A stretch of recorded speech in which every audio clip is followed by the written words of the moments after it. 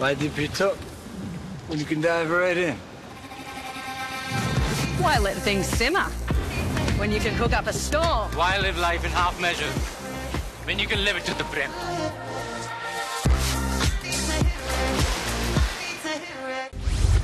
शरद पवारांचा बाबा आढाव यांच्या आंदोलनाला पाठिंबा. संसदीय लोकशाही पद्धतीवरच राज्यकर्त्यांचा आघात. आम्ही निवडणूक आयोगावर विश्वास ठेवला. शरद पवारांकडून ईव्हीएम मशीनवर संशय व्यक्त. पुन्हा लोक पक्ष सोडतील म्हणून पवार ईव्हीएमवर बोलतायत. शरद पवार जिंकतात तेव्हा ईव्हीएम बरोबर असतं. शरद पवारांच्या आरोपांवर चंद्रशेखर बावनकुळेंचा पलटवार. ईव्हीएम मध्ये मतदाराने दिलेल्या मताचा पुरावा काय, तर माझं मत संबंधित व्यक्तीलाच मिळाल्याचा देखील पुरावा काय. बाबा आढावांकडून प्रश्न उपस्थित. सरकारला विरोधक नकोच आहेत. सरकारी तिजोरीतून लोकांना पैशांचं वाटप सुरू. सरकार जनतेची फसवणूक करतंय. बाबा आढावांचा आरोप. ईव्हीएम हॅक करता येतं. मी स्वतः इंजिनियर. राज्यात ईव्हीएम बाबत चर्चा सुरू असताना महादेव जानकरांचं मोठं वक्तव्य. तर ईव्हीएम मध्ये घोटाळा म्हणून महायुतीच्या जागा आल्या, जानकरांचा आरोप. सायंकाळी 5 वाजेपासून रात्री 11:30 वाजेपर्यंत 76 लाख मतं कशी वाढली, संजय राऊतांचा सवाल. तर बाबा आढाव आंदोलनात उतरले. हळूहळू महाराष्ट्रही आंदोलनात उतरेल, राऊतांची प्रतिक्रिया. संजय राऊत सध्या अस्वस्थ आहेत. सरकार गेलं, आमदार गेले, काँग्रेस वेगळा विचार करताना त्यांना कुणी विचारात घेत नाही. चंद्रशेखर बावनकुळेंची टीका. तर राऊत स्वस्थ मानसिकतेत आल्यानंतर त्यांचं ऐकू, बावनकुळेंचा टोला. बाबा आढाव यांच्या आंदोलनाची दखल न घेतल्यास जनआक्रोश तयार होईल. बाबा आढाव यांच्या आत्मक्लेश आंदोलनावर अंबादास दानवेंची प्रतिक्रिया. निकालापूर्वी सोशल मीडियावर विरोधकांच्या मतदानाची यादी फिरत होती. निकालानंतर त्या यादीतील मतं तंतोतंत जुळाली, रोहिणी खडसेंचा आरोप. तर बॅलेटवर निवडणुका घ्यायला का घाबरता, रोहिणी खडसेंचा सवाल. उद्धव ठाकरे बाबा आढाव यांची भेट घेणार. ईव्हीएम मध्ये घोटाळा झाल्याचा बाबा आढावांचा आरोप. गृह खातं मिळालं तरच शिंदे उपमुख्यमंत्री राहणार. शिंदे गृह खात्यावर अडून बसल्याची सूत्रांची माहिती. तर गृह खातं न मिळाल्यास शिंदे दुसऱ्याला उपमुख्यमंत्री करण्याची शक्यता. भाजप एकनाथ शिंदेंना गृहमंत्री पद देण्यास तयार नाही. गृहमंत्री पदावरून शिंदे गट आणि भाजपात रस्सीखेच. भाजपकडून शिंदेंना उपमुख्यमंत्री पद आणि केंद्रीय मंत्रिपदाची ऑफर, सूत्रांची माहिती. मुख्यमंत्री भाजपकडे गेल्यास आम्हाला गृहमंत्री पद मिळावं. शिंदे मुख्यमंत्री असताना गृह खातं फडणवीसांकडे होतं, संजय शिरसाट यांचं विधान. फडणवीस उपमुख्यमंत्री असताना त्यांच्याकडे गृह खातं होतं, मग आता गृह खातं आमच्याकडे असावं असं वाटण्यात चुकीचं काय, भरत गोगावलेंचा सवाल. सरकार स्थापनेच्या चर्चा बातम्यांमधून होत नाही, तर तिन्ही नेते मिळून निर्णय घेतील. केंद्रीय नेतृत्व त्याला मान्यता देईल. शिरसाटांच्या वक्तव्यानंतर बावनकुळेंची प्रतिक्रिया. मोठा निर्णय घ्यायचा असतो तेव्हा शिंदे दरेगावात जातात. आज संध्याकाळपर्यंत एकनाथ शिंदे मोठा निर्णय घेणार. ठाकरे गटाचे नेते संजय शिरसाट यांची प्रतिक्रिया. मोठा निर्णय घेण्यासाठी हिंमत लागते. ईडी सीबीआयचं भय असणारे मोठा निर्णय घेऊ शकत नाही, राऊतांचा शिंदे गटाला टोला. शिवसेना फोडल्यानं शिंदेंना मेहरबानी म्हणून मुख्यमंत्री केलं होतं. शिंदेंच्या डोळ्यात आता चमक दिसत नाही, चेहरा पडलाय. भाजप नाग जे सोबत येतात त्यांना दंश मारतात, राऊतांचा हल्लाबोल. निकालानंतर मानसिक संतुलन कुणाचं बिघडलंय हे कळालंय. जनतेनं गद्दार लाचारांना त्यांची जागा दाखवली. संजय शिरसाटांचा राऊतांना उत्तर.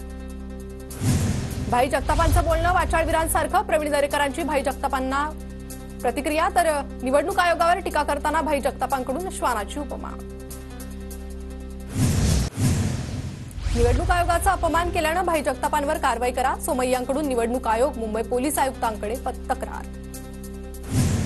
मी निवडणूक आयोगाची माफी मागणार नाही. निवडणूक आयोग हे हुजुरीसारखं काम करतंय, भाई जगताप यांचा आरोप. महाराष्ट्रातील 24 उमेदवारांचा फेरमतमोजणीसाठी अर्ज. विरोधकांची ईव्हीएम विरोधात राज्यभर मोहीम सुरू. तर काही मतदारसंघात सत्ताधाऱ्यांकडून देखील ईव्हीएम पडताळणीची मागणी. धाराशिवच्या परंड्यात पवार गटाच्या राहुल मोटेंची फेरमतमोजणीची मागणी.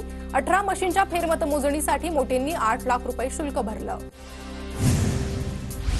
ठाकरे गटाच्या राजन साळवींची ईव्हीएम आणि व्हीव्हीपॅट मशीनच्या पडताळणीची मागणी. राजापूर मतदारसंघात ईव्हीएम मशीनच्या पडताळणीची मागणी. राजन साळवींनी 94,400 रुपयांचं शुल्क भरलं.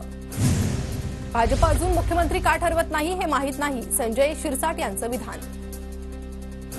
स्पष्ट बहुमत असतानाही सरकार बनत नाही. राज्यात सध्या जे काही चाललंय ते अशोभनीय आहे. सरकार स्थापनेवरून पवारांचा निशाणा. फडणवीस तिसऱ्यांदा महाराष्ट्राचे मुख्यमंत्री होणार, देवेंद्र फडणवीसांच्या नावावर महायुतीच्या बैठकीत शिक्कामोर्तब.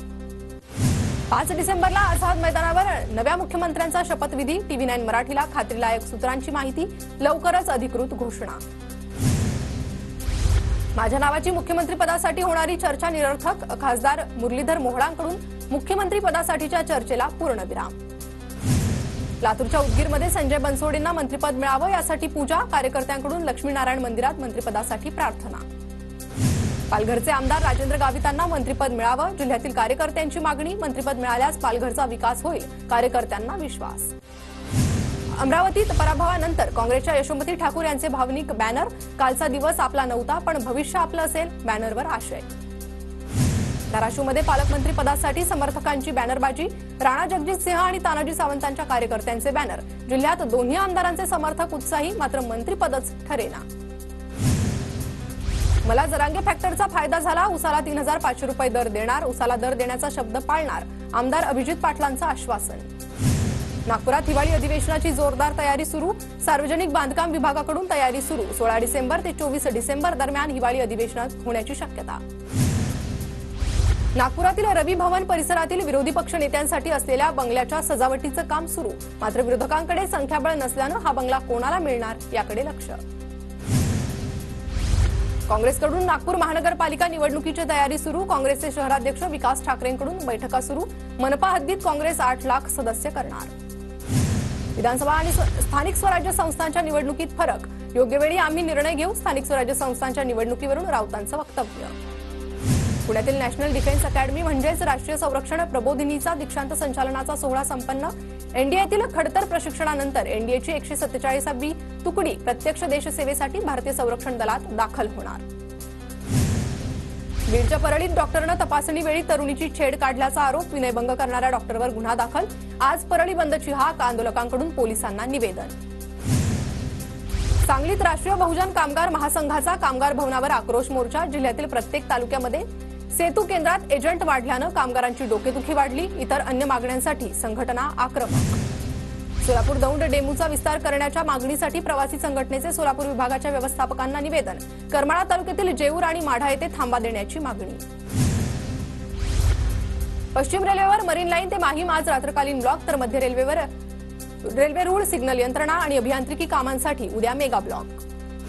एकनाथ शिंदेंच्या कारकिर्दीत तापोळा बामनोली भागाचा कायापालट, दरेगावातील जलपर्यटन विकास आराखडा तयार.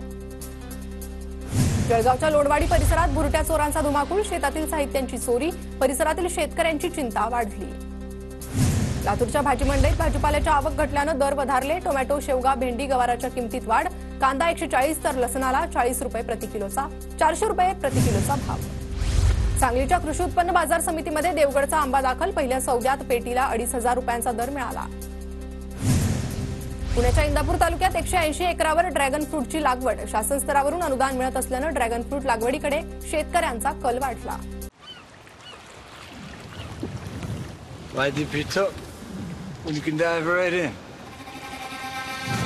Why let things simmer when you can cook up a storm? Why live life in half measure when you can live it to the brim?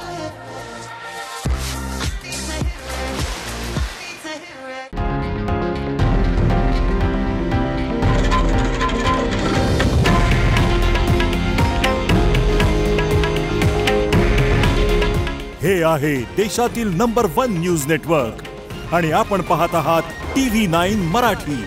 काळजी तुमची, हित महाराष्ट्राचं.